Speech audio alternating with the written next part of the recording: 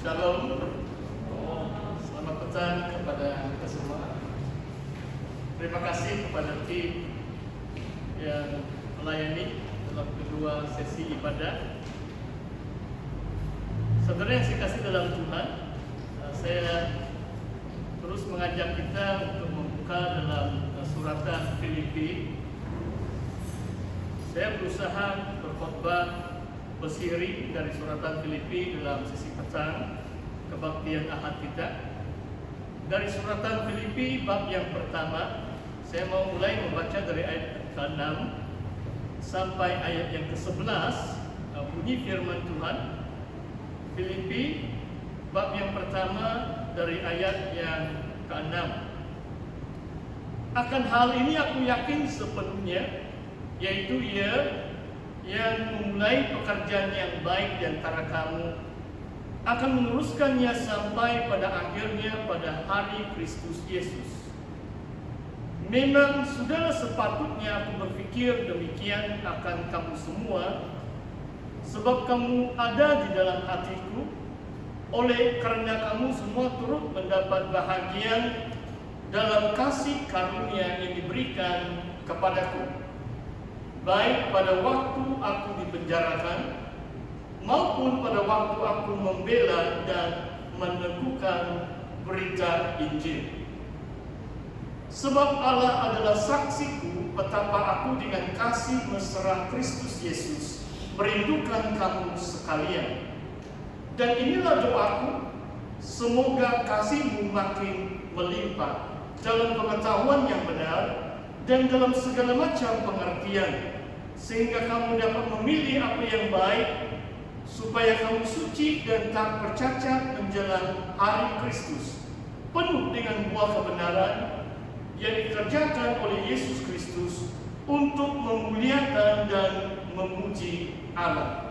Demikian pembacaan kita di dalam firman Tuhan untuk petang hari ini. Saudara yang saya kasih dalam Tuhan, Rasul Paulus menulis surat ini kepada jemaat di Filipi. Di antara beberapa sidang, ada 7 sidang yang diinjili dan dituduhkan oleh Rasul Paulus dan rakan-rakan sepelayanannya. Dan Filipi merupakan salah satu. Cuma dalam surat ini memang agak berbeza berbanding suratan yang lain, karena Paulus ada hubungan yang baik dengan kepimpinan sidang lokal di kota Filipi, sehingga kalau saudara baca ayat yang pertama pun, dia bukan hanya menyampaikan salam secara umum kepada orang kudus, tetapi dia menyampaikan salam kepada para penilik dan diaken gereja. Saudara, dalam bahagian firman Tuhan yang kita pelajari bersama petang hari ini, saya mau menarik satu kalimat, yaitu hari Kristus Yesus dalam ayat yang ke-6. Kalau saudara melihat dalam ayat 10, kalimat hari Kristus juga disebut oleh Paulus menjelang hari Kristus atau hari Kristus. Saudara, sebenarnya kalau saya mau memberi tajuk yang saya mau petik dari ayat 9 dengan satu tajuk yang sederhana, yaitu kasihmu semakin melimpah. Kasihmu semakin melimpah. Saya mau mulakan seperti yang saya katakan tadi, dalam ayat yang ke-6 dan 10 ada kalimat hari Kristus Yesus atau hari Kristus. Saudara, pemahaman ini amat penting bagi Rasul Paulus. Demikian juga untuk saudara dan saya. Dalam apapun yang kita lakukan bagi Tuhan, visi kita, perancangan kita harus tertuju kepada kemuncaknya kedatangan Yesus Kristus kedua kalinya. Maksudnya, dalam pelayanan kita bukan hanya berdasarkan apa yang kita dapat capai atau laksanakan di muka bumi ini. Kadang-kadang hasil tidak begitu kelihatan. Kalau sama ada jemaah itu matang atau sudah jadi sempurna atau bagaimana, kita tidak tahu. susah kita mau ada bukti penghasilan kita.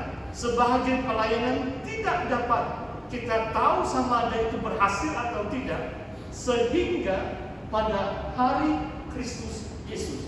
Maksudnya pelayanan kita ini adalah pelayanan iman. Kita imani apa yang kita tabur, apa yang kita tuai, apa yang kita lakukan. Sama ada itu memberi keuangan, sama itu doa, syafaat, apapun pelayanan kita.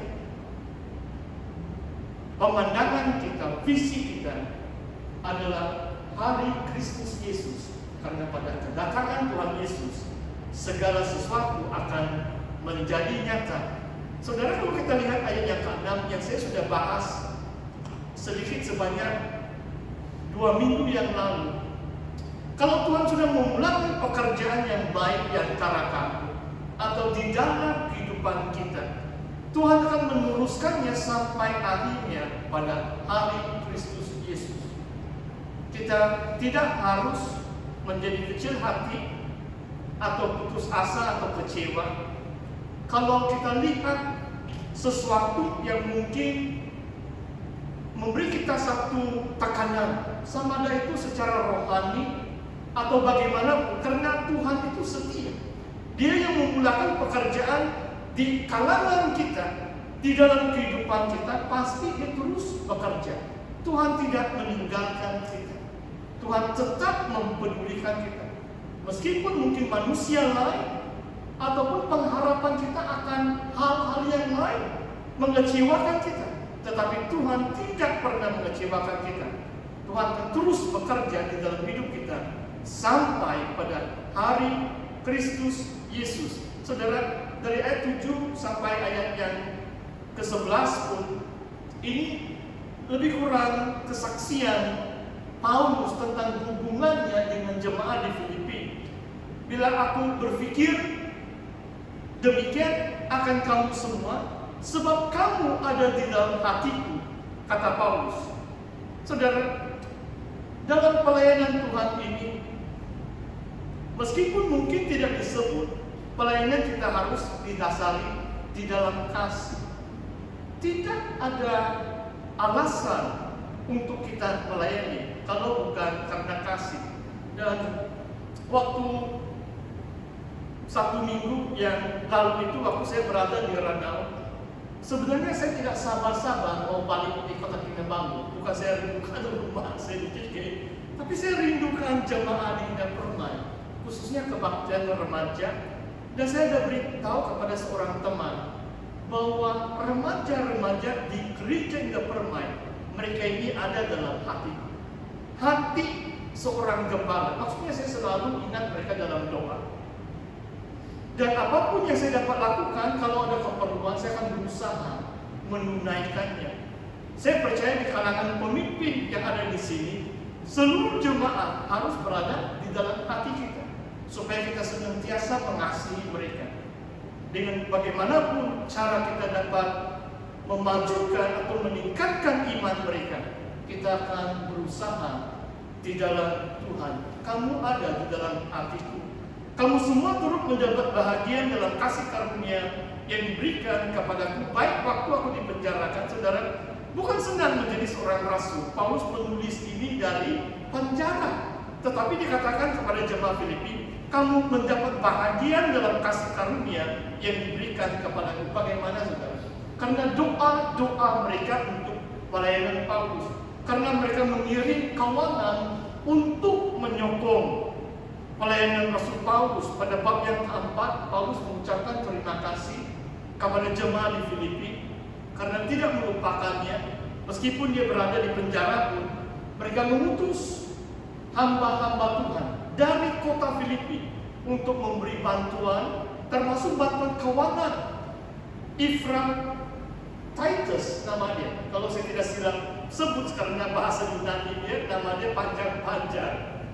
Dia merupakan utusan dari Filipi untuk melayani Paulus di penjara, mungkin termasuk membawa keuangan ataupun keperluan Paulus. Saudara, kalau saya dapat bersaksi sedikit, seperti yang saya katakan dalam sesi yang pertama, karena